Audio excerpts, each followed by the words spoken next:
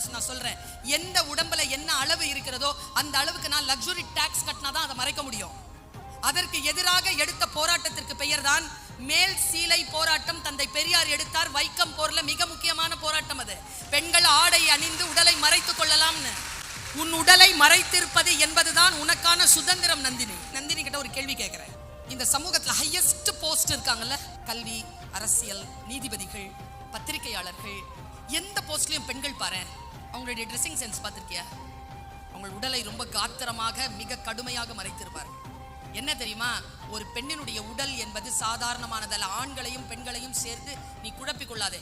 உன்னுடைய உடல் இருக்குல்ல, இந்த இயற்கை கொடுத்த அதி அற்புதமான வரம். முதலில் நீ அதை மரியாதை செலுத்தினால் அதை உன் கட்டுப்பாட்டில் வச்சிருப்ப. அது யாருடே உனக்கு காட்டுறதுக்காக இல்லடா என் உடம்பு என்று நீ எப்பொழுது நினைக்கிறாயோ அப்பொழுதுதான் நீ சுதந்திரம் பெற்றவளாக இருக்கிறாய்.